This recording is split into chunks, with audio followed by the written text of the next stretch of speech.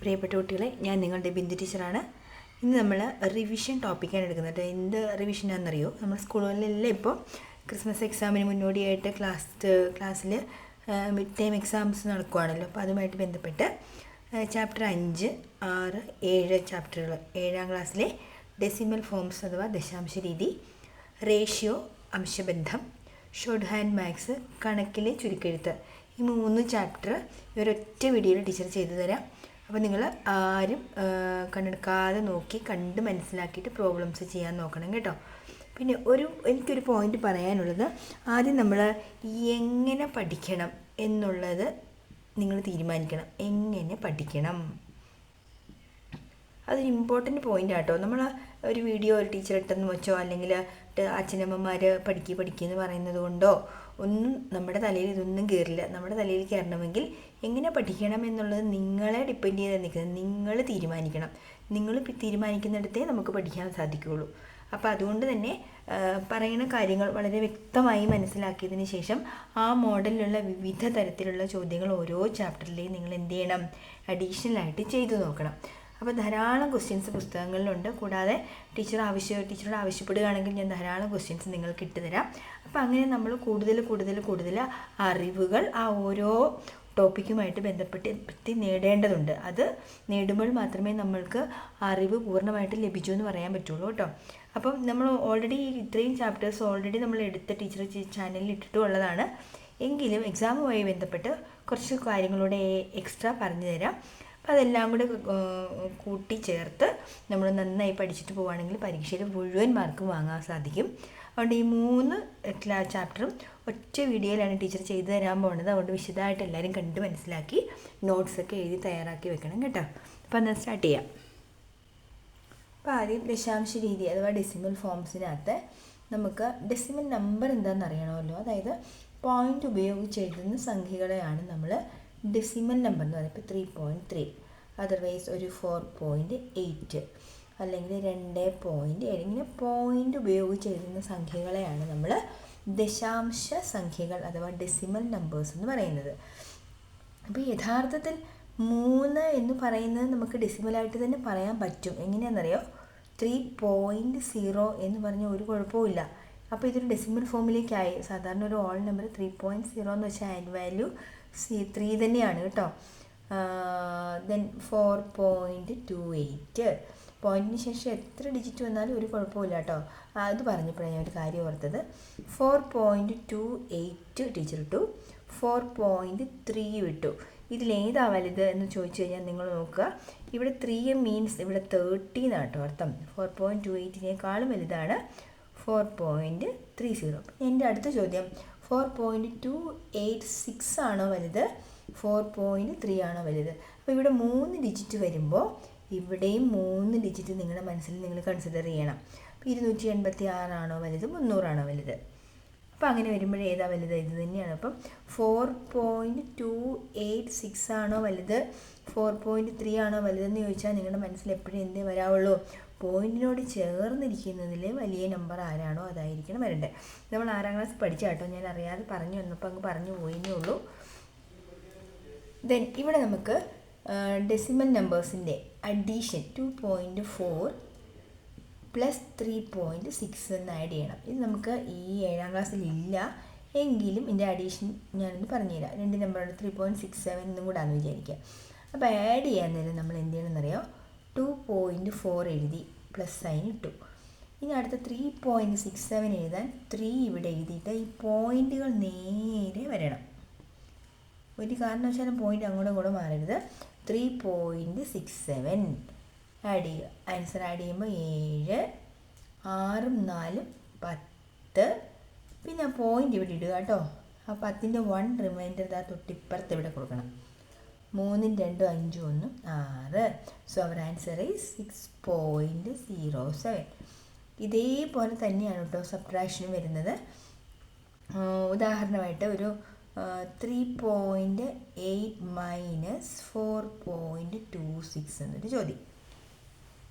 അപ്പോൾ ഇത് നമ്മളെങ്ങനെ മൈനസ് ചെയ്യും? ഇത് മൈനസ് ചെയ്യാൻ നേരം ശ്രദ്ധിക്കേണ്ട കാര്യം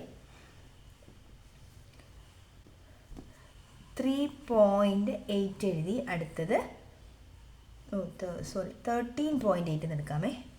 13.8 മൈനസ് 4.26. അപ്പോൾ 4 നമ്മളെവിടെ എഴുതണം? ഈ പോയിൻറ്റിൻ്റെ അപ്പുറം ഇപ്പുറം നിൽക്കുന്ന ഡിജിറ്റ്സ് ഒരേ ഓർഡറിൽ വരണം.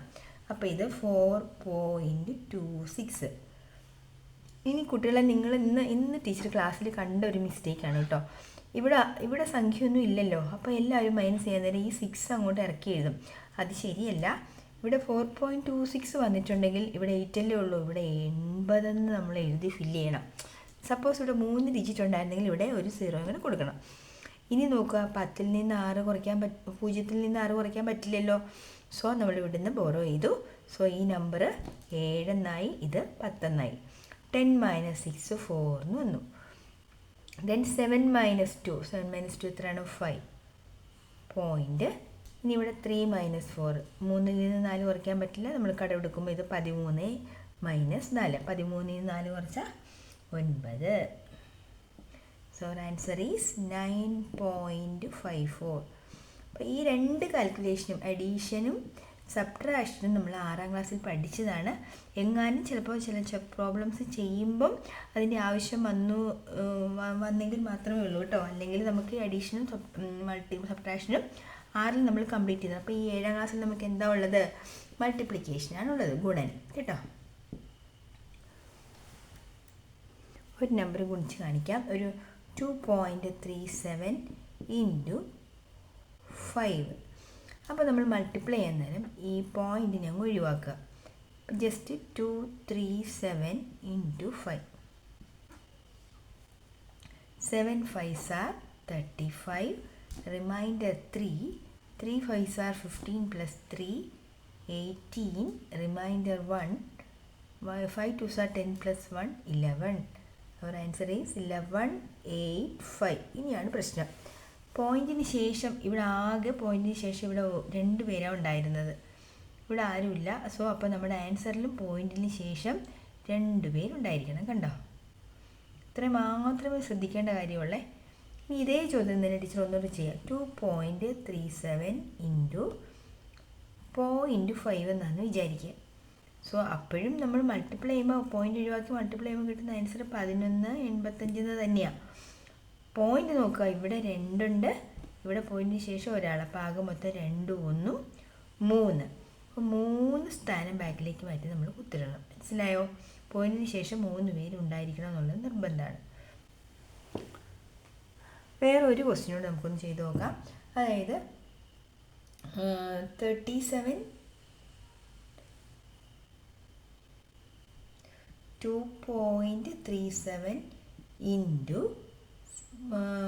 0.005 എന്നാന്ന് വിചാരിക്കുക.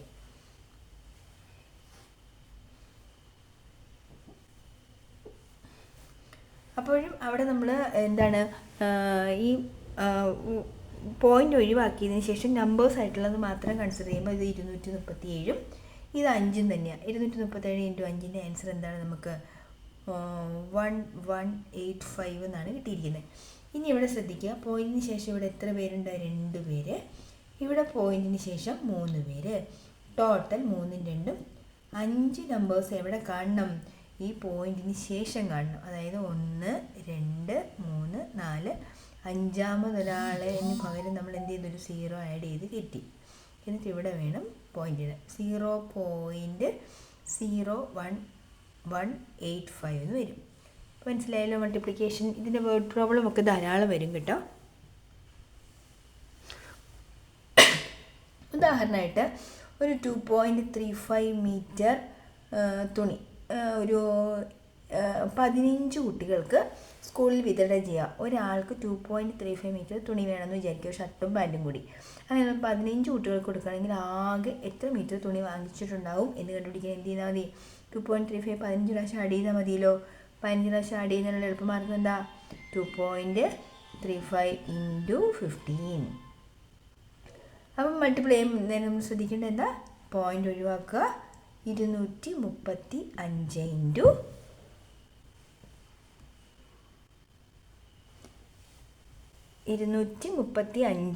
× 15 സാധാരണ പോലെ നമ്മൾ മൾട്ടിപ്ലൈ ചെയ്യുന്നു. അപ്പം ഇത് മൾട്ടിപ്ലൈ ചെയ്യുമ്പോൾ നമുക്ക് കിട്ടുന്ന ആൻസർ 3525. നമ്മൾ നോക്കേണ്ട എന്താ, പോയിന്റിന് ശേഷം ആകെ മൊത്തത്തിൽ എത്ര പേരുണ്ട് ഇവിടെ? പോയിന്റിന് ശേഷം ആകെ മൊത്തത്തിൽ ഇവിടെ ഈ രണ്ടെണ്ണം മാത്രമേ ഉള്ളൂ, ഇവിടെ ഇല്ല. സോ നമ്മുടെ ഉത്തരത്തിൽ എന്ത് വേണം? പോയിന്റിന് ശേഷം 2 പേരും ഉണ്ടാവണം. അപ്പം 35 മീറ്റർ തുണി നമ്മൾ 35.25 മീറ്റർ തുണി നമ്മൾ എടുക്കണം. എന്തിന്? ഈ 15 കുട്ടികൾക്ക് കൊടുക്കുന്നതിന് വേണ്ടി. അപ്പോൾ ഈ ഇത്തരത്തിലുള്ള ധാരാളം വേർഡ് പ്രോബ്ലംസ് വരും. അപ്പം ധാരാളം നിങ്ങൾ ചെയ്ത് നോക്കണം. ഇപ്പോൾ വീട്ടിൽ തന്നെ ഇരുന്നൊന്ന് ചെയ്ത് നോക്കുക. ഒരു 2 രൂപ 50 പൈസ അച്ഛൻ 4 പേർക്ക് കൊടുത്തു എങ്കിൽ അച്ഛൻ എത്ര രൂപ ടോട്ടൽ കൊടുത്തിട്ടുണ്ടാവും? അപ്പം നിങ്ങൾ പെട്ടെന്ന് 2 രൂപ 50 പൈസ, 2 രൂപ 50 പൈസ, 5, വീണ്ടും 250, 5, 5, 5, 10 എന്നൊക്കെ പെട്ടെന്ന് കൂട്ടിയൊക്കെ എടുക്കാം. എളുപ്പമാർഗ്ഗം എന്താ? 2.50 × 4 ചെയ്യാം. പോയിന്റ് നമ്മൾ ഒഴിവാക്കി എന്ത് ചെയ്യുക? 250 × 4 ചെയ്തു അല്ലേ? നമുക്ക് ആൻസർ എത്ര കിട്ടി? ആൻസർ നമുക്ക് 1000 കിട്ടി. എത്ര ഡിജിറ്റ് മാറ്റി കുത്തരണം? 2 ഡിജിറ്റ്. സോ ആൻസർ എത്രയാണ്? 10 രൂപയാണ് എന്ത് അച്ഛൻ എല്ലാവർക്കുമായിട്ട് വീതിച്ച് കൊടുത്തത്. ക്ലിയർ അല്ലേ? നമുക്ക് സാധാരണ പരീക്ഷയിൽ ഇങ്ങനെയൊരു ചോദ്യം ഉണ്ടാവും കേട്ടോ. ക്രിസ്മസ് എക്സാമിനും ഉണ്ടാവും, മിഡ് ടൈമിനും ഉണ്ടാവും. അതായത് ഒരു 3 ഡിജിറ്റ് × 2 ഡിജിറ്റ് നമ്പർ മൾട്ടിപ്ലൈ ചെയ്തതിൻ്റെ ആൻസർ തന്നിട്ടുണ്ട്. അങ്ങനെയാണെങ്കിൽ ഈ തന്നിരിക്കുന്ന ചോദ്യങ്ങളുടെ ഉത്തരങ്ങൾ എഴുതുക എന്ന് ചോദിക്കും. അപ്പോൾ ഇവിടെ 1.05 × 81, 1.05 × 81. അപ്പോൾ നമ്മൾ അതിൻ്റെ ആൻസർ നമുക്കറിയാം. പോയിന്റ് ഒഴിവാക്കി മൾട്ടിപ്ലൈ ചെയ്യുമ്പോൾ നമുക്ക് കിട്ടുന്ന ആൻസർ 8505 എന്നാണ്. അപ്പോൾ നോക്കുക, പോയിന്റിന് ശേഷം ആകെ മൊത്തത്തിൽ ഈ ക്വസ്റ്റ്യനിൽ 2 നമ്പർ മാത്രമേ ഉള്ളൂ. അപ്പോൾ ഇവിടെ ആൻസറിൽ പോയിന്റിന് ശേഷം 2 പേരും ഉണ്ടാവാൻ പാടുള്ളൂ. അടുത്ത ക്വസ്റ്റ്യനും സെയിം തന്നെ ആൻസർ നമ്മൾ എഴുതി 8505 എന്ന് എഴുതി. പോയിന്റിന് ശേഷം ഇവിടെ 2 പേര്, ഇവിടെ ഒരാളാകെ മൊത്തത്തിൽ 2, 1, 3 പേര്. പോയിന്റിന് ശേഷം 3 നമ്പേഴ്സ് ഉണ്ടായിരിക്കണം. അടുത്ത ക്വസ്റ്റ്യൻ ശ്രദ്ധിച്ചേ. പോയിന്റിന് ശേഷം ഇവിടെ 2 പേര്, ഇവിടെയും 2 പേര്. ആകെ പോയിന്റിന് ശേഷം എത്ര പേരുണ്ടാവണം? 4 പേരുണ്ടാവണം. ശരിയല്ലേ? ഇവിടെ 2, ഇവിടെ 2, 2, 2, 4. 1, 2, 3, 4. അപ്പോൾ പോയിന്റിൽ നിന്ന് തുടങ്ങുമ്പോൾ ഒരു ഭംഗിക്കുറവാണ്. അപ്പോൾ സാധാരണ രീതിയിൽ നമ്മൾ 0.8505 എന്നാണ് പറയാറ്. ഇതാണെങ്കിലോ 10.5 × 81. അപ്പോൾ അവിടെ ആൻസർ 8505 തന്നെയാണ്. പോയിന്റിന് ശേഷം ഒരേ ഒരാളേ ഉള്ളൂ. അവിടെ ആൻസറിൽ പോയിന്റിന് ശേഷം ഒറ്റ നമ്പർ എഴുതാവുള്ളൂ. അടുത്തത് അതേ ആൻസർ 105 × 81 ചെയ്യുമ്പോൾ നമുക്ക് 8505 എന്ന് കിട്ടും. പോയിന്റിന് ശേഷം ഇവിടെ ഒരാൾ, ഇവിടെ 1, 2, 3, 4. എത്ര ഡിജിറ്റ് മാറ്റണം? 4, 1, 5. 1, 2, 3, 4, 5. പോയിന്റിന് ശേഷം 5 പേരുണ്ടാവണം. അപ്പം ഫ്രണ്ടിലും കൂടെ നമ്മൾ എന്തെടുക്കുക? ഒരു 0 കൊടുക്കുക. അപ്പോൾ ക്ലിയർ ആയെന്ന് വിചാരിക്കുന്നു. ഇനി നമുക്ക് അതിൻ്റെ അടുത്ത ടോപ്പിക് എന്ന് പറയുന്നത് ഡിവിഷനാണ് കേട്ടോ. ഈ അടുത്തത് ഡിവിഷനിലെ ഒരു ചോദ്യം ടീച്ചർ ആദ്യം പറയാം. 20.5 കിലോഗ്രാം അരി 5 പേർക്ക് തുല്യമായി വീതിച്ചു. ഒരാൾക്ക് ലഭിക്കുന്ന അരി എത്ര? 20.5 kg rice equally divided among 5 people. How much did each get?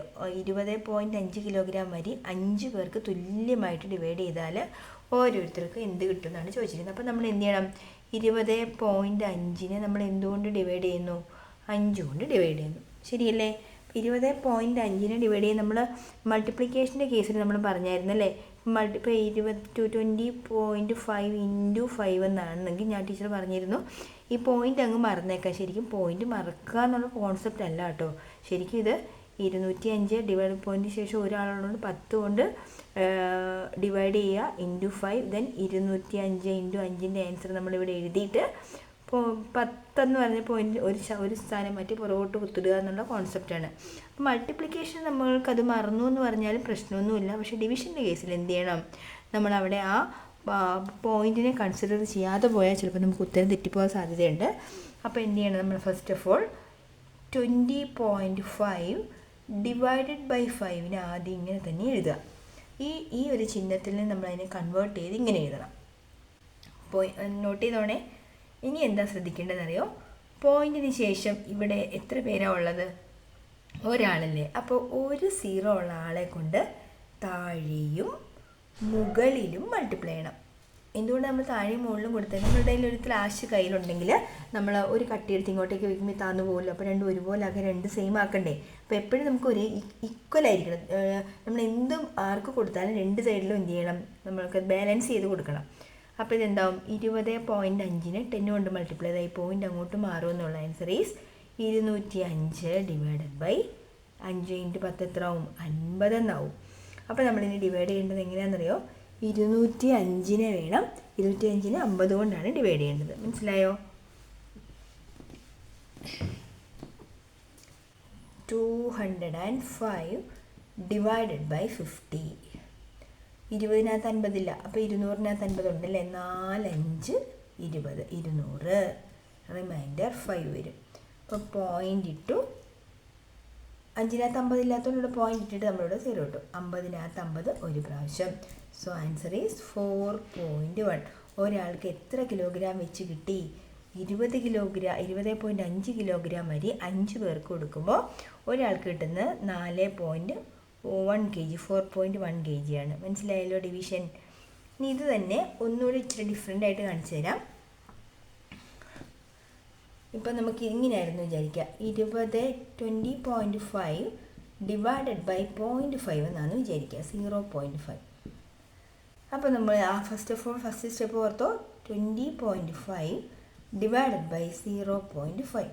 പോയിൻറ്റിന് ശേഷം എത്ര പേരുണ്ട്? ഒരാൾ. അപ്പോൾ ഒരു 0 ഉള്ള ആളെ കൊണ്ട് താഴെയും മുകളിലും മൾട്ടിപ്ലൈ ചെയ്തു. So answer is 205 divided by ഇതെന്താവും?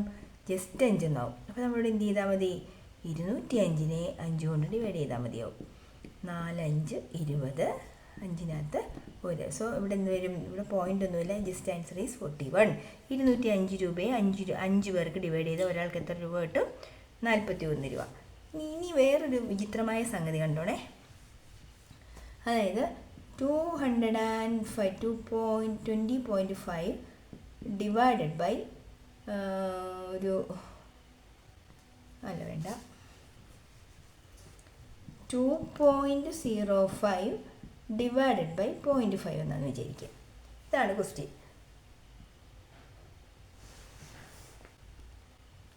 അപ്പോൾ ഇവിടെ നമ്മൾ എന്ത് ചെയ്യുക? ഫസ്റ്റ് ഓഫ് ഓൾ നമ്മൾ എന്ത് ചെയ്യേണ്ടത്?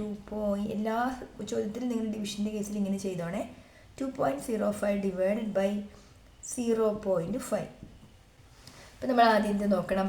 പോയിൻറ്റിന് ശേഷം ഇവിടെ 2 പേരുണ്ട്, ഇവിടെ ഒരാളേ ഉള്ളൂ. അപ്പോൾ നമ്മൾ എന്തുകൊണ്ട് ഗുണിക്കും? ഇത്രയും കേസും 2 കേസിലും ഒരേ നമ്പറായിരുന്നു. ഇവിടെ കൂടുതലുണ്ട്, ഇവിടെ 2 പേരുണ്ട്, ഇവിടെ ഒരാളുണ്ട്. അപ്പോൾ നമ്മൾ മാക്സിമം ഉള്ള ആളെ കൊണ്ട് വേണം മൾട്ടിപ്ലൈ ചെയ്യാൻ. 2 പോയിൻറ്റിന് ശേഷം ഉള്ളതുകൊണ്ട് 2 0 ഉള്ള ആളെ കൊണ്ട് ഇവിടെയും ഗുണിച്ചു, ഇവിടെയും 2 0 ഉള്ള ആളെ കൊണ്ട് ഗുണിച്ചു. സോ ആൻസർ എന്ത് വരും? 205. 2 0 ആകുമ്പോൾ ഇതിങ്ങോട്ടേക്ക് പോയി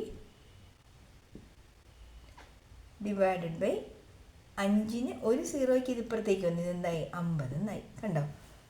ഇങ്ങനെയാണ് പോയത്. ഇനി വേറൊരു ക്വസ്റ്റ്യൻ കൂടെ വേണം ടീച്ചർ കാണിച്ചു തരാം. അപ്പം ഇതിനെയാണ് ഡിവൈഡ് ചെയ്യേണ്ടത്. വേറൊരു എക്സാമ്പിളായിട്ട് 20.5 ഡിവൈഡഡ് ബൈ 0.05 എന്നാണ് വിചാരിക്കുക. അപ്പോൾ ഇത് ആൻസർ 20.5 ഡിവൈഡഡ് ബൈ 0.05. എന്താണ് ശ്രദ്ധിക്കേണ്ടത്? പോയിൻറ്റിന് ശേഷം ഇവിടെ ഒരാളേ ഉള്ളൂ, ഇവിടെ 2 പേരുണ്ട്. അപ്പോൾ നമ്മൾ ആരെ കൊണ്ട് ഗുണിക്കണം?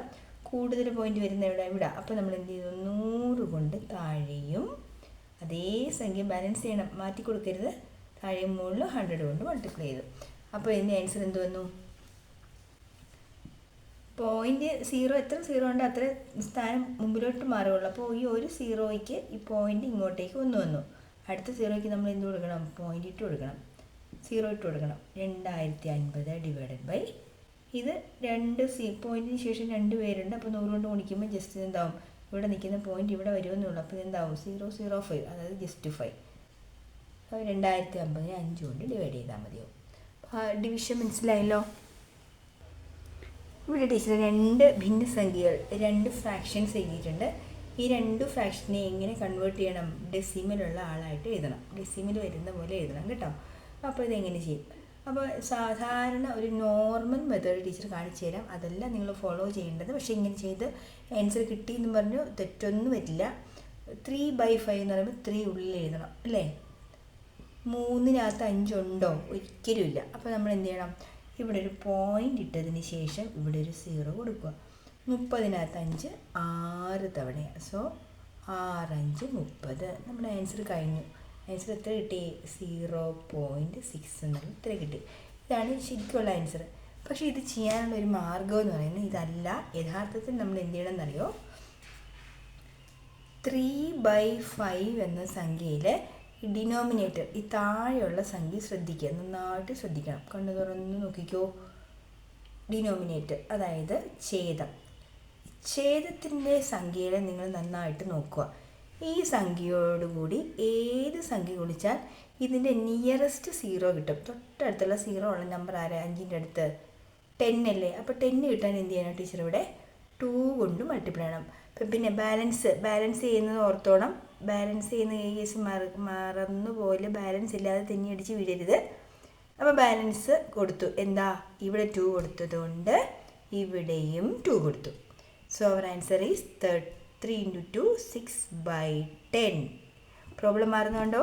താഴെ ഒരു 0 ഉള്ള ആൾ വന്നതുകൊണ്ട് ഉത്തരത്തിൽ എന്ത് ചെയ്യണം? ഒരു സ്ഥാനം മാറ്റി ബാക്കിലേക്ക് കുത്തിട്ടാൽ മതി. നമ്മുടെ ആ ഫൈനൽ ആൻസർ കിട്ടിയത് കണ്ടോ? ഇവിടെ പറഞ്ഞിരിക്കുന്ന ആൻസർ കിട്ടിയത് കണ്ടല്ലോ. ആ ഗുമ്മിൽ നമ്മൾ എന്ത് കൊടുക്കണം? ഒരു 0 പോയിൻ്റ് കൊടുക്കണം. ക്ലിയർ ആയോ? ഈ ഒരു രണ്ടാമത്തെ മെത്തേഡാണ് എപ്പോഴും നമുക്ക് കംഫർട്ടബിൾ ആയിട്ടുള്ളത്. പക്ഷെ നിങ്ങളെ സംബന്ധിച്ച് നിങ്ങൾ പറയും ആദ്യത്തെ മെത്തേഡാണ് എളുപ്പമെന്ന് നിങ്ങൾ പറയാറുണ്ട്. പക്ഷേ ഇത് നിങ്ങൾക്ക് വലിയ ക്ലാസ്സിലേക്ക് എത്തുമ്പോൾ മനസ്സിലാവും അതാണ് എളുപ്പമെന്ന്. അടുത്ത ക്വസ്റ്റ്യൻ 7/8 ആണ്. അപ്പം നമ്മൾ എന്ത് ചെയ്യുക? 7/8. 8ൻ്റെ നിയറസ്റ്റ് 0 കണ്ടുപിടിക്കാൻ നിങ്ങൾക്ക് ബുദ്ധിമുട്ടാണ് അല്ലേ? 8നോടുകൂടി ഏത് നമ്പർ മൾട്ടിപ്ലൈ ചെയ്താൽ അങ്ങനെ നിയറസ്റ്റ് 0 കിട്ടുമെന്ന് നോക്കുമ്പോഴൊന്നും നമുക്ക് എത്ര ആലോചിച്ചാലും കിട്ടില്ല. അപ്പോൾ അതിൻ്റെ മാർഗ്ഗമുണ്ട്. നമ്മൾ അതിന് തൊട്ട് മുമ്പത്തെ പാഠത്തിൽ പഠിച്ചിരുന്നല്ലോ ഡിവിഷൻ മെത്തേഡിൽ. 2നെ 2 കൊണ്ട് ഡിവൈഡ് ചെയ്ത് ഇതെന്താവും? 4 ആകും. വീണ്ടും 2 കൊണ്ട് ഡിവൈഡ് ചെയ്ത് 2 ആകും. 2 കൊണ്ട് ഡിവൈഡ് ചെയ്ത് 1. അപ്പോൾ 8 എന്ന നമ്പറിനെ നമുക്ക് എങ്ങനെ എഴുതാം? 8 എന്ന നമ്പറിനെ നമുക്ക് 2 × 2 × 2 എന്ന് എഴുതാമല്ലോ. ശരിയല്ലേ? അപ്പോൾ ഈ ഓരോ 2 0 ആക്കാൻ നമുക്കറിയാം. 2 × 5 ചെയ്താൽ മതി. ഇവിടെയും 2 × 5 ചെയ്താൽ മതി. ഇവിടെയും 2 × 5 ചെയ്യാം. അപ്പോൾ ടീച്ചർ എത്ര 5 ഇവിടെ കൊടുത്തു? 3 5. സോ അവിടെ നമ്പർ എന്താ എഴുതിയാൽ മതി? 7 × 5 ബാലൻസ് ചെയ്യുന്നതാണേ. ഇവിടെ 5 കൊടുത്താൽ അഡീഷൻ ഇവിടെ കൊടുത്തു. ഇവിടെ 5 കൊടുത്തു. ഇവിടെ 5 കൊടുത്തു. ഇവിടെ 5 കൊണ്ട് 5 കൊടുത്തു. × 5 ഇതെന്തായി? 2 5s are 10 × 2 5s are 10 × 2 5s are 10. ഇതെന്തായി? 10 × 10 × 10 എന്ന് വെച്ചാൽ 1000. മുകളിൽ 7 × 5 × 5 × 5 ദാറ്റ് ഈസ് 125. 125 × 7 എത്ര വരും? 125 നോക്കട്ടെ. 125 × 7 എന്ന് പറഞ്ഞാൽ 735 3 7 14 3 17 റിമൈൻഡർ 875 കേട്ടോ. 875 നോക്ക്. ഇനിയാണ് ശ്രദ്ധിക്കട്ടെ. എത്ര 0 ഉണ്ടായിരുന്നു? 3 0. ബാക്കിലേക്ക് 3 സ്ഥാനം മാറ്റി കുത്തിട്ടു. അപ്പോൾ ആൻസർ എന്ത് വരും? 0.875. ഇതാണ് ഒരു മാർഗം. അല്ലെങ്കിൽ നിങ്ങൾ ചെയ്യാൻ പോണ മെത്തേഡ് ഞാൻ കാണിച്ചു തരട്ടെ. നിങ്ങൾ ചെയ്യുന്നത് 7 ഇവിടെ എഴുതും. ദെൻ 8 കൊണ്ട് ഡിവൈഡ് ചെയ്യും. 7-നകത്ത് 8 ഉണ്ടോ? ഇല്ല. സോ നമ്മൾ പോയിൻ്റ് ഇട്ടിട്ട് ഇവിടെ ഒരു 0 കൊടുക്കും. അപ്പോൾ 8 8s are 64. 10ൽ നിന്ന് 4 കുറച്ചാൽ 6 വരും. 6-നകത്തില്ല. സോ ഇവിടെ പോയിൻ്റ് ഉള്ളതുകൊണ്ട് ഇനി പിന്നെ 0 ഇട്ട് കൊടുക്കാൻ നമുക്ക് ലൈസൻസ് കിട്ടി കേട്ടോ. അതുകൊണ്ട് 60ൽ 8 8 7s are 56. റിമൈൻഡർ 4 വന്നു. 40ൽ 5 8s are 40. കണ്ടോ? ഒറ്റയടിക്ക് നമുക്കിവിടെ 875 കിട്ടി. അപ്പോൾ ഇത് ഫോളോ ചെയ്യാൻ ഞാൻ ആവശ്യപ്പെടും. നിങ്ങളിങ്ങനെ ചെയ്താലും നിങ്ങൾക്ക് എന്ത് കിട്ടും? ഫുൾ മാർക്ക് കിട്ടും കേട്ടോ. പേടിക്കണ്ട. അടുത്തത് റേഷ്യോ എന്നുള്ള ചാപ്റ്ററാണ്. റേഷ്യോ അംശബന്ധം കേട്ടോ. അപ്പം അംശബന്ധം എന്ന് പറഞ്ഞാൽ സംഖ്യകളെ ഇങ്ങനെ ഡിവൈഡഡ് ബൈ ഇപ്പോൾ 3/5 അല്ലെങ്കിൽ 4/9 അല്ലെങ്കിൽ 7/12 എന്നൊക്കെ ഇങ്ങനെ എഴുതുന്നതിന് നമ്മൾ 3:5 അതായത് ഈ 2 കുത്തിട്ട് സൂചിപ്പിക്കും. 3:5 4:9 7:12 എന്നൊക്കെ നമ്മൾ സൂചിപ്പിക്കാറുണ്ട്. അപ്പോൾ ഇത്ര രീതിയിൽ എഴുതുന്നതാണ് നമ്മൾ സത്യത്തിൽ അംശബന്ധം എന്ന് പറയുന്നത്. അപ്പോൾ അംശബന്ധം ശരിക്കും ഒരു എക്സ്പ്ലനേഷനിൽ കൂടെ പറയുകയാണെങ്കിൽ നമ്മൾക്ക് ധാരാളം ഉദാഹരണങ്ങൾ പറയാം. നമ്മളൊരു എന്താ പറയുക, ഒരു കാപ്പി ഉണ്ടാക്കുന്നു. കാപ്പി ഉണ്ടാക്കാൻ വേണ്ടിയിട്ട് ഇത് ഒരു കപ്പാണ്. ഈ ഒരു കപ്പിനകത്തേക്ക് കാപ്പി ഉണ്ടാക്കാൻ നമ്മൾ ഒരു 2 കിലോ പഞ്ചസാര ഇടുമോ ഇതിനകത്തേക്ക്? ഒരിക്കലും ഇല്ല. 2 kg ഒക്കെ വേണ്ട, നമുക്കൊരു 2 ടേബിൾ സ്പൂൺ മതി അല്ലേ? 2 വേണ്ട അല്ലേ, 1 ടേബിൾ സ്പൂൺ, അല്ലെങ്കിൽ നമുക്ക് ഷുഗർ പിടിക്കും. 1 ടേബിൾ സ്പൂൺ മതി. 1 ടേബിൾ സ്പൂൺ ഷുഗറും പിന്നെ എന്താണ് കോഫി പൗഡറെങ്കിൽ അതൊക്കെ അതിന് കറക്റ്റ് അളവിലേ നമ്മൾ അതിനകത്തേക്ക് ചേർക്കാൻ പാടുള്ളൂ. എങ്കിൽ മാത്രമേ നമുക്ക് എന്ത് കിട്ടുള്ളൂ, നല്ല സ്വാദുള്ള കാപ്പി കിട്ടുള്ളൂ. ശരിയല്ലേ? അപ്പോൾ അതുപോലെ തന്നെയാണ് എല്ലാ കേസിലും. അംശബന്ധം കറക്റ്റാണെങ്കിൽ ഇപ്പോൾ ഒരു സാമ്പാർ ഉണ്ടാക്കുകയാണെങ്കിലോ അവിയൽ ഉണ്ടാക്കുകയാണെങ്കിലോ എല്ലാത്തിനും നമ്മൾ കറക്റ്റ് അളവിൽ സാധനങ്ങൾ ചേർത്തെങ്കിൽ മാത്രമേ നമുക്ക് എന്ത് ചെയ്യാൻ പറ്റുള്ളൂ, കറക്റ്റ് അളവിലുള്ള ഒരു പ്രോഡക്റ്റ് നമുക്ക് കിട്ടുള്ളൂ. ഏറ്റവും നല്ല ഉദാഹരണം തന്നെ ഇഡ്ഡലി ദോശ അല്ലേ? ഇഡ്ഡലി ദോശ ആ ഉദാഹരണം നിങ്ങൾക്ക് ടീച്ചേഴ്സ് എല്ലാം ക്ലാസ്സിൽ പറഞ്ഞിട്ടുണ്ടാവും. നല്ല ഇഡ്ഡലിയും നല്ല ദോശയും ഉണ്ടാവണമെങ്കിൽ സാധാരണ അരിയും ഉഴുന്നും മിക്സ് ചെയ്താണല്ലോ നമ്മൾ ഇടാറ്. അരിയും ഉഴുന്നും വേണം. അരിയുടെ ഉഴുന്നിൻ്റെ അളവെന്ന് പറയുന്നത് ഇതൊരു 10 കിലോയും ഇതൊരു 1 കിലോയും എടുത്ത് നമ്മൾ ഒരിക്കലും നമ്മൾ എന്ത് ചെയ്യില്ല, ദോശ ഉണ്ടാക്കാൻ എടുക്കില്ല. അതിൻ്റെ അളവുണ്ട്. എല്ലാ അമ്മമാരുടെയും അളവ് ഏകദേശം കറക്റ്റാണ്. എനിക്ക് തോന്നുന്നു 3 കപ്പ് അരിക്ക് 2 കപ്പ് ഉഴുന്ന് അല്ലേ? സാധാരണ എല്ലാവരും ആ ഒരു അളവിലാണ് എടുക്കുന്നത്. അല്ലെങ്കിൽ 2 കപ്പ് അരിക്ക് 2 കപ്പിന് 1 കപ്പ് എന്നുള്ള അളവ്. 4 കപ്പിനാണെങ്കിൽ 2 കപ്പ്, 6 കപ്പിനാണെങ്കിൽ 3 കപ്പ്. അതായത് 6 കപ്പ് റൈസ് എടുക്കുമ്പോൾ 3 കപ്പ് ഉഴുന്ന് നമ്മൾ എടുത്തെങ്കിൽ നമുക്ക് നല്ല കറക്റ്റായിട്ടുള്ള ഇഡ്ഡലി റെഡിയായി കിട്ടും. അപ്പോൾ ഇങ്ങനെ ആ ഒരു കറക്റ്റ് അളവിലെടുക്കുന്നതിനെയാണ് അംശബന്ധം അഥവാ റേഷ്യോ എന്നൊക്കെ പറയുന്നത്. അപ്പോൾ ഇതിനകത്ത് ചില ചോദ്യങ്ങളൊന്ന് നോക്കാം. തുടക്ക ഭാഗമാണിത്. ആമിനിയുടെ കയ്യിൽ 105 രൂപയും മേഴ്സിയുടെ കയ്യിൽ 175 രൂപയുമുണ്ട്. ചെറിയ തുകയും വലിയ തുകയും തമ്മിലുള്ള അംശബന്ധം. അപ്പോൾ ചെറുത് മുകളിലും വലുത് താഴെയും മാത്രമാക്കി എഴുതിയാൽ മതി, വേറെ പ്രശ്നമൊന്നുമില്ല കേട്ടോ. ചെറിയ തുക, അപ്പം ആമിനയുടെ കയ്യിലുള്ളത് 105 രൂപ, മേഴ്സിയുടെ കയ്യിലുള്ളത് 175 രൂപയാണ്. അപ്പം സ്മോൾ ടു ലാർജ് എന്നുള്ള ഒരു കോൺസെപ്റ്റ് ആണെങ്കിൽ ചെറുത് 105 ഡിവൈഡഡ് ബൈ 175 ഇത്രയേ ഉള്ളൂ. അവയെ അംശബന്ധത്തിൽ എഴുതാൻ പറഞ്ഞാൽ ഇങ്ങനെ എഴുതിയാൽ മാത്രം മതി. പിന്നെ കട്ട് ചെയ്ത് ചെറുതാക്കാം. നിങ്ങൾക്ക് കട്ട് ചെയ്ത് ചെറുതാക്കുന്ന അറിയാമല്ലോ. ഇത് 5ൻ്റെ ടേബിളിലുള്ളതുകൊണ്ട് എങ്ങനെ കട്ട് ചെയ്യാം? 10-നകത്ത് 5 2 തവണ, 5-നകത്ത് 5 1 തവണ, 17-നകത്ത് 5 3 5 15, റിമൈൻഡർ 2, 25-നകത്ത് 5. അപ്പം നമുക്ക് എന്ത് വരും? 21/35. ഇനി നമ്മൾ ശ്രദ്ധിക്കണം, 21 35 ആരുടെ ടേബിളിലുണ്ട്? 7ൻ്റെ ടേബിളിലുണ്ട്. അപ്പോൾ 7ൻ്റെ ടേബിൾ ചൊല്ലുമ്പോൾ എന്ത് വരും? 7 3s are 21, 7 5s are 35. Cut ചെയ്യുമ്പോൾ ഞാൻ പറഞ്ഞു ഏത് ടേബിളിലാണോ നമ്മൾ നോക്കുന്നത് ആ ടേബിൾ നമ്പർ നമ്മുടെ മനസ്സിലിരിക്കണം. ഒറ്റ നമ്പർ നമ്മളിവിടെ എഴുതണം. അപ്പോൾ 7ൻ്റെ ടേബിളിലാണ് 2 നമ്മൾ നോക്കിയപ്പോൾ കിട്ടിയതെങ്കിൽ 7 മനസ്സിൽ വെച്ചിട്ട് 7 3s are എന്നുള്ള 3 ഇവിടെ എഴുതുന്നു, 7 5s are എന്നുള്ളത് ഇവിടെ എഴുതുന്നു. സോ ഫൈനൽ റേഷ്യോ എന്ന് പറയുന്നത് 3:5, 3:5 എന്ന അംശബന്ധത്തിലാണ് അവരുടെ കയ്യിൽ പൈസ ഉള്ളത് അല്ലെങ്കിൽ രൂപയുള്ളത്. ക്ലിയർ അല്ലേ? ഇവിടെ 3rd ക്വസ്റ്റ്യൻ ശ്രദ്ധിച്ചോളൂ. വീടിന് ചായം തേക്കുമ്പോൾ 12 ലിറ്റർ ചായത്തിൻ്റെ കൂടെ 8 ലിറ്റർ ടർപ്പൻറ്റീനാണ് ചേർത്തത്. 15 ലിറ്റർ ചായത്തിൻ്റെ കൂടെ എത്ര ലിറ്റർ ടർപ്പൻറ്റീൻ വേണം എന്ന് ചോദിച്ചിട്ടുണ്ട്. അപ്പോൾ പെയിൻറ്റും ടർപ്പൻറ്റീനും തമ്മിലുള്ള അംശബന്ധം നമുക്ക് കൊണ്ട് കൊടുത്തിട്ടുണ്ട്. പെയിൻറ്റ് 12 ലിറ്റർ ആണെങ്കിൽ നമുക്ക് ടർപ്പൻറ്റീൻ വേണ്ടത് എത്ര? 8 ആണ്. മനസ്സിലാവുന്നുണ്ടല്ലോ? അപ്പോൾ 12 എന്നുള്ളത് നമുക്ക് 15 ലിറ്ററായി. അപ്പോൾ 12 എന്നുള്ളത് 15 ലിറ്റർ ആകുമ്പം 8 എന്നുള്ളത് എന്തായി മാറണം എന്നാണ് ചോദ്യം. അപ്പോൾ എപ്പോഴും നമുക്ക് പ്രോബ്ലം ചെയ്യാൻ നേരം നമ്മൾ ശ്രദ്ധിക്കേണ്ട ഒരു കാര്യം, ഈ ഒരു തന്നിരിക്കുന്ന റേഷ്യോയെ ഏറ്റവും സിംപ്ലസ്റ്റ് ഫോമിലേക്ക് മാറ്റണം. ഏറ്റവും ചെറിയ ഫോർമാറ്റ് ആക്കാൻ നിങ്ങളെ ഞാൻ പഠിപ്പിച്ചിട്ടുണ്ട്. എങ്ങനെയാണ്?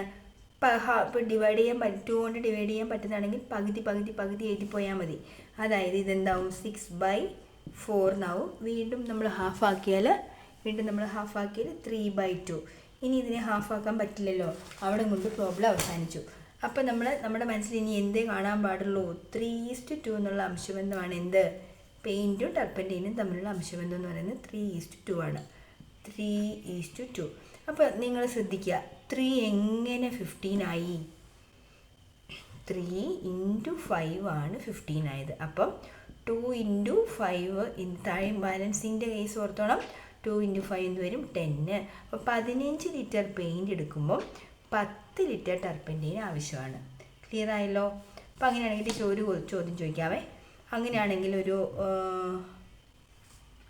35 ലിറ്റർ പെയിൻറ് നമുക്ക് ആവശ്യം വന്നു. 35 ലിറ്റർ പെയിൻറ് ആവശ്യം വന്നാൽ എത്ര ലിറ്റർ ടർപ്പൻറ്റൈന് ഉപയോഗിക്കണം എന്ന് ചോദിച്ചാൽ 3 എങ്ങനെ 35 നോക്കണം. 3 ടേബിളിൽ 35 വരില്ല അല്ലേ? അപ്പോൾ ടേബിളിൽ വരുന്ന ഒരു നമ്പർ എടുക്കാം. 36. 36 ലിറ്റർ പെയിൻറ് നമുക്കുണ്ടെങ്കിൽ 3 എങ്ങനെ 36? 12ൻ്റെ ടേബിളിൽ ചൊല്ലിയാൽ കിട്ടും. 12 3 36. അപ്പോൾ ഇവിടെ നമ്മൾ എന്ത് ചെയ്താൽ മതി? ഇപ്പോൾ 12 കൊണ്ട് മൾട്ടിപ്ലൈ ചെയ്യുന്നു.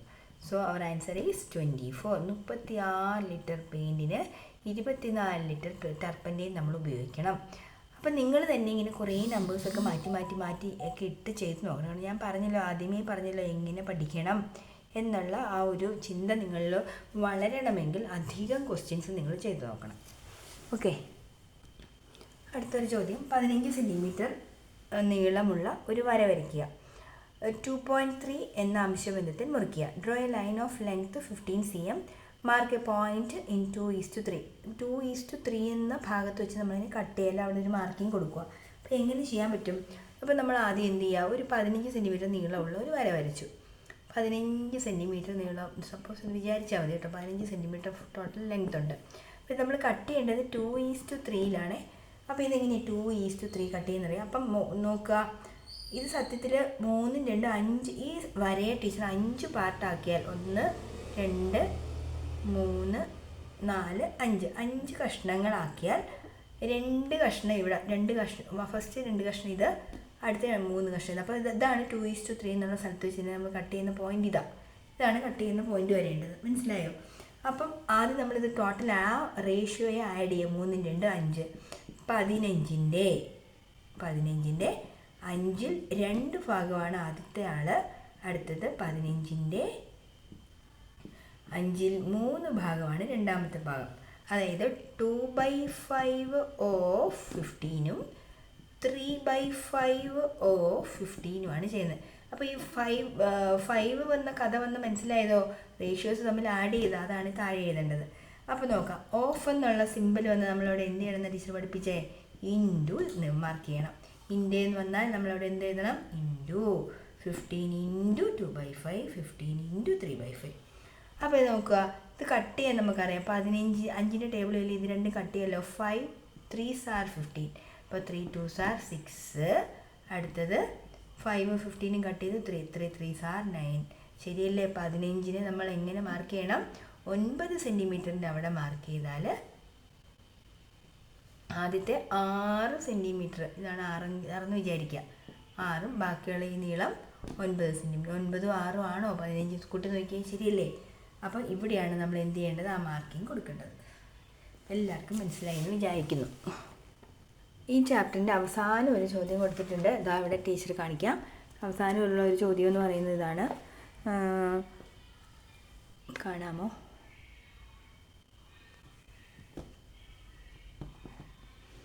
ചോദ്യം ഇതാണ്. 30 സെൻറ്റിമീറ്റർ ചുറ്റളവും വശങ്ങളുടെ നീളം 1:2 എന്ന അംശബന്ധത്തിലുമായ ചതുരം വരയ്ക്കുക. ഇംഗ്ലീഷ് മീഡിയം കുട്ടികളുടെ ടെക്സ്റ്റ് എടുത്ത് വെച്ച് നോക്കണം. ടീച്ചറിങ്ങനെ ടെക്സ്റ്റ് ഇല്ല, അതുകൊണ്ട് എനിക്ക് ക്വസ്റ്റ്യൻ ഇങ്ങനെ കാണിക്കുന്നത്. ഒന്നാമത്തെ ചോദ്യം 1:2 എന്ന അംശബന്ധത്തിലുമായി ചതുരം വരയ്ക്കുക. ഇത് ഫസ്റ്റ് ക്വസ്റ്റ്യൻ. സെക്കൻഡ് ക്വസ്റ്റ്യൻ 2:3 എന്ന അംശബന്ധത്തിൽ വരയ്ക്കുക. 3:7 എന്ന അംശബന്ധങ്ങളിൽ ആയ മറ്റ് 2 ചതുരങ്ങൾ കൂടി വരയ്ക്കുക എന്നൊക്കെ പറഞ്ഞിട്ടുണ്ട്. അപ്പോൾ നമുക്ക് ഇതിനകത്ത് ഈ മൂന്നെണ്ണത്തിൽ 2:3 എന്നുള്ള അളവിലുള്ള ഒരു ചതുരം വരച്ച് നോക്കാം. അപ്പം ചതുരത്തിന് ചുറ്റളവ് അവർ പറഞ്ഞിട്ടുണ്ട്. ഇത് മുഴുവൻ ഈ 4 വശങ്ങളുടെ കൂട്ടിയാൽ നമുക്ക് എന്ത് കിട്ടണം?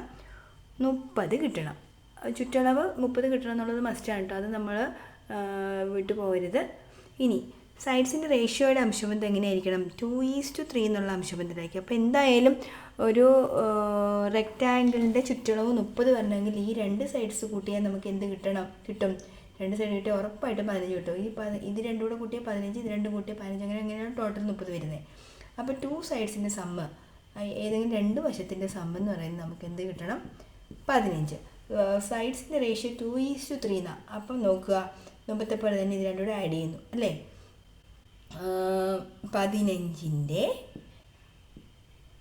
5ൽ 2 ഭാഗമാണ് ആദ്യത്തെ നീളം. അടുത്തത് 15ൻ്റെ 5/3 ഭാഗമാണ് രണ്ടാമത്തെ നീളം, അത്രേ ഉള്ളൂ. അപ്പോൾ ഈ ഇന്ത്യ എന്നുള്ളിടത്ത് നമ്മൾ എന്ത് ചെയ്യുന്നല്ല, അല്ലെങ്കിൽ 2/5 ഓഫ് 15 കട്ട് ചെയ്യുമ്പോൾ കിട്ടുന്നത് 3 ആണ്. 3 2s are 6ഉം ഇത് കട്ട് ചെയ്യുമ്പോൾ തൊട്ട് മുമ്പ് ചെയ്ത അതേ പ്രോബ്ലം അല്ലേ, വേറെ നമ്പർ എടുത്താൽ മതിയായിരുന്നു, കുഴപ്പമില്ലല്ലോ. 3 3s are 9. അപ്പോൾ റെക്റ്റാങ്കിൾ വരയ്ക്കുമ്പോൾ ലെങ്തും ബ്രെഡ്ത്തും എങ്ങനെയൊക്കെയാണ് 6ഉം 9ഉം ആണ് വരേണ്ടത്, മനസ്സിലായില്ലേ? സ്കെയിലെടുത്ത് നല്ല വൃത്തിയായിട്ട് പ്രൊട്രാക്ടറും സെറ്റ് സ്ക്വയറും ഒക്കെ ഉപയോഗിച്ച് 90 പിടിച്ച് വേണം വരയ്ക്കാൻ. എന്താണ് ലെങ്ത് എന്ന് പറയുന്നത് 9 സെൻറ്റിമീറ്ററും ഇത് 9 6. ഇത് കറക്റ്റ് ഇവിടെയൊക്കെ നമ്മൾ സെറ്റ് സ്ക്വയർ ഉപയോഗിക്കുക, അല്ലെങ്കിൽ എന്തുപയോഗിക്കുക, മട്ടത്രികോണം ഉപയോഗിച്ച് കറക്റ്റ് 90 കറക്റ്റ് പിടിച്ച് ഇത് 9 സെൻറ്റിമീറ്റർ കറക്റ്റ് ഉണ്ടായിരിക്കണം, ഇത് 6 സെൻറ്റിമീറ്റർ ഉണ്ടായിരിക്കണം കേട്ടോ. അങ്ങനെയാണ് പരീക്ഷയ്ക്ക് ചിലപ്പോൾ ചോദിക്കാൻ സാധ്യതയുണ്ട്. കാരണം ഈ 3 ചാപ്റ്ററിൽ വരയ്ക്കാനില്ലാത്തതുകൊണ്ട് ഇവിടുന്ന് ഒരു വരയ്ക്കാനുള്ള ഒരു ചോദ്യം നമുക്ക് പ്രതീക്ഷിക്കാം കേട്ടോ. അപ്പോൾ ഇത് ഷുവറാണ്, ഇതൊന്ന് ചെയ്ത് നോക്കണം കേട്ടോ. അടുത്തത് 3ാമത്തെ പാഠമാണ്, മിഡ് ടേം എക്സാമിനുള്ള ലാസ്റ്റ് ചാപ്റ്ററാണ്, കണക്കിലെ ചുരുക്കെഴുത്ത്, ഷോർട്ട് ഹാൻഡ് മാത്സ്. അപ്പോൾ ഇതിനകത്തൊന്നുമില്ല, അപ്പം പറയാം. ഒരു ഇംഗ്ലീഷ് ലെറ്റേഴ്സ് ഉപയോഗിച്ച് നമ്മൾ പല കണക്കുകളെയും റെപ്രസെൻറ്റ് ചെയ്യുന്നു, അത്രേ ഉള്ളൂ. ഇപ്പോൾ ഇതൊരു സ്ക്വയറാണെന്ന് വിചാരിക്കുക. അപ്പോൾ ഈ സ്ക്വയറിൻ്റെ ഒരു സൈഡ് എന്ന് പറയുന്നത് 4 സെൻറ്റിമീറ്റർ ആണെങ്കിൽ what is the perimeter of the square എന്ന് ചോദിച്ചാൽ നമുക്കറിയാം 4 + 4 + 4 + 4 ആണല്ലോ, അതായത് 16. അല്ലെങ്കിൽ നമ്മൾ പറയാറുണ്ടോ 4 ആണല്ലോ, അപ്പോൾ 4 വശമുണ്ട്, 4 × 4 16. അപ്പോൾ ടീച്ചറുടെ ചോദ്യം, ഇതൊരു 5 ആയിരുന്നെങ്കിൽ നിങ്ങൾ എന്ത് പറയും, 4 5 20 എന്ന് പറയും. ഇത് 6 ആണെങ്കിൽ നിങ്ങൾ എന്ത് പറയും, 4 6 24. അപ്പോൾ ജനറലായിട്ട് നമ്മൾ പെരിമീറ്ററിനെ പി എന്നുള്ള ഒരു പേര് ഉപയോഗിച്ച് നമ്മൾ റെപ്രസെൻ്റ് ചെയ്താൽ ലെങ്ത് എന്ന് പറയുന്നത് ഒരു എ ആണെങ്കിൽ perimeter P is equal to, പെരിമീറ്ററിനെ പി എന്ന് വിളിച്ചാൽ P is equal to 4 × A എന്ന് പറയാമല്ലോ. ഇവിടെ ഏത് നമ്പറാണല്ലോ, ഇത് വേരിയബിളാണ്, ഇത് മാറിക്കൊണ്ടിരിക്കും. ഈ നമ്പറിൻ്റെ സ്ഥാനത്ത് നമുക്ക് ഇഷ്ടമുള്ള വാല്യൂസ് ഇട്ട് കൊടുത്തുകൊണ്ടേയിരിക്കാം. അപ്പോൾ ദിസ് ഈസ് ഇങ്ങനെ എഴുതുന്നതിനെയാണ് നമ്മൾ ആൾജിബ്രൈക് ഫോമിൽ എഴുതുക, അഥവാ ബീജഗണിതത്തിൽ എഴുതുക. ബീജഗണിതം വളരെ ഇമ്പോർട്ടൻ്റ് ആണ് കേട്ടോ. 8ലും 9ലും 10ലും ഒക്കെ നമുക്ക് ആവശ്യമുണ്ട്. ഈ ചാപ്റ്റർ ഉപേക്ഷിച്ചിട്ട് പോകാനേ പാടില്ല, അത് എഴുതാൻ ആദ്യം പഠിക്കണം. ഓക്കെ, ഒരു ക്വസ്റ്റ്യൻ ഉണ്ട്. ഏത് സംഖ്യയോടും അതിൻ്റെ 2 മടങ്ങ് കൂട്ടിയാൽ 3 മടങ്ങാകും. 2 times of a number added to a number gives 3 times of a number. ഇതിനെ ആൾജിബ്രൈക് ഫോമിൽ എഴുതാനാണ് ആവശ്യപ്പെട്ടിരിക്കുന്നത്. അപ്പോൾ ഏത് സംഖ്യയോടും ഒരു വാക്കുണ്ടല്ലേ, 2 times of a number, ഏത് നമ്പർ എടുത്താലും. അപ്പോൾ നമുക്ക് ഉദാഹരണമായിട്ട് ഒരു 6 എന്നൊരു സംഖ്യ എടുക്കാം. ഏത് സംഖ്യയോടും അതിൻ്റെ 2 മടങ്ങ്, ഈ 6നോട് അതിൻ്റെ 2 മടങ്ങ് എത്ര, 6ന് 2 മടങ്ങെന്ന് വെച്ചാൽ 6 6 12 അല്ലേ, 12 6 എത്ര 18. ആ 18 എന്ന് പറയുന്നത് ഈ 6ൻ്റെ 3 മടങ്ങാണോ, 6 3s are 18 അല്ലേ, ശരിയല്ലേ? വേറൊരു ഉദാഹരണം നോക്കാം. നമ്മളൊരു 5 എടുത്തു, അതിനോടുകൂടി 5ന് 2 മടങ്ങ് ആരാ, 10, 10 5 എത്ര 15. അത് 5ൻ്റെ 3 മടങ്ങല്ലേ, 5 3s are 15 അല്ലേ, ശരിയല്ലേ? വേറൊരു നമ്പർ നോക്കാം, ഇഷ്ടമുള്ള ഏത് വേണമെങ്കിലും എടുത്തോ, 10 എടുത്തോ, അതിൻ്റെ 2 മടങ്ങ് എത്ര 20, അതും കൂട്ടി എത്ര കിട്ടും 30. 30 എന്ന് പറയുന്നത് 10 × 3 അല്ലേ. ഏതൊരു സംഖ്യയോടും അതിൻ്റെ 2 മടങ്ങ് കൂട്ടിയാൽ ആ സംഖ്യയുടെ 3 മടങ്ങ് കിട്ടും. A number is added to 2 times of a number gives 3 times of the number. Clear അല്ലേ? അതിനെ നമ്മൾ എങ്ങനെ ബീജഗണിത രൂപത്തിൽ എഴുതും? ബീജഗണിത രൂപത്തിൽ അറിയില്ലാത്തൊരു സംഖ്യനെ നമ്മൾ പറയുന്നത് സാധാരണ ഒരു എന്തെങ്കിലും ഇംഗ്ലീഷ് നമ്പർ ഉപയോഗിച്ചാൽ, ഇംഗ്ലീഷ് ലെറ്റർ ഉപയോഗിച്ച് നമ്മൾ എക്സ് എന്ന് വിളിച്ചാൽ, X is A number and 2 times of a number എന്ന് വെച്ചാൽ അതിനെ 2 കൊണ്ട് ഗുണിക്കുന്നു, 2 × x. അപ്പോൾ നമുക്ക് എന്ത് കിട്ടുന്നു, 3 × x എന്ന് കിട്ടുന്നു.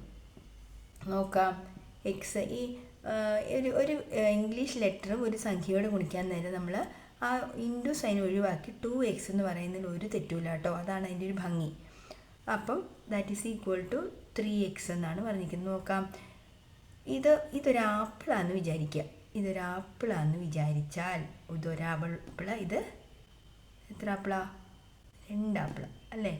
2x എന്നല്ലേ പറഞ്ഞിരിക്കുന്നത്. എക്സ് എന്ന് പറഞ്ഞാൽ ആപ്പിളാണെങ്കിൽ ഇത് രണ്ടും എന്താണ്, 2x. അപ്പോൾ ഒരാപ്പിളും ഇതിലാണ് വരച്ചാകും, കുളവാക്കുന്നില്ല.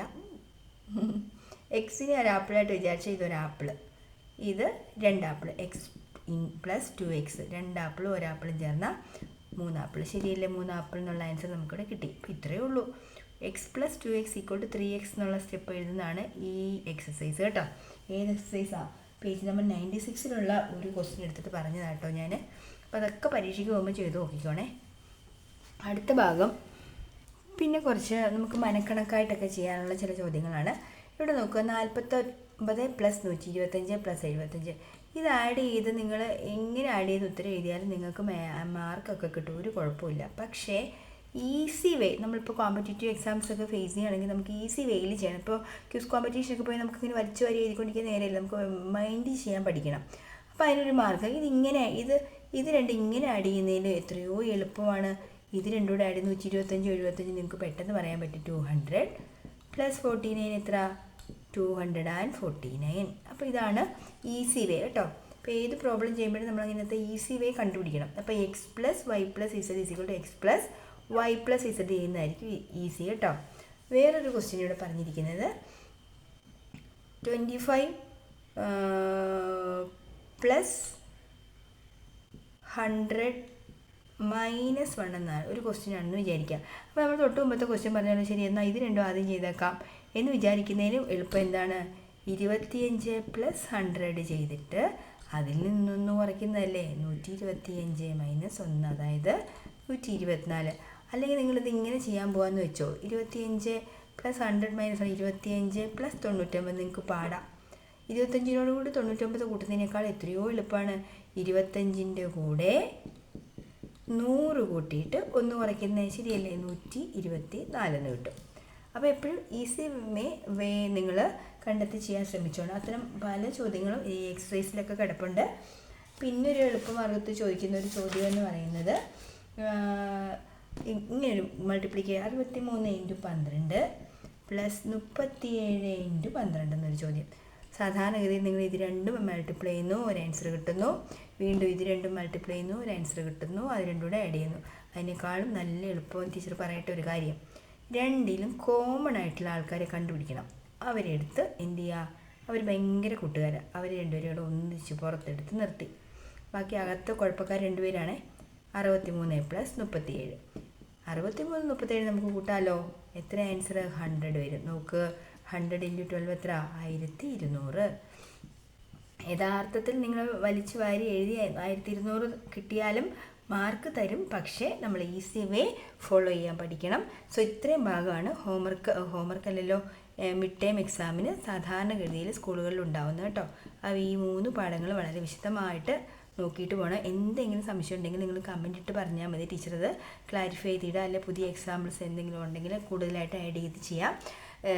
വീഡിയോ ഇഷ്ടമായാൽ ലൈക്ക് ചെയ്യാനും ഷെയർ ചെയ്യാനും മറക്കരുത്. സബ്സ്ക്രൈബ് ചെയ്യണം. കൂട്ടുകാർക്കൊക്കെ അയച്ചു കൊടുക്കണം. ഓക്കെ.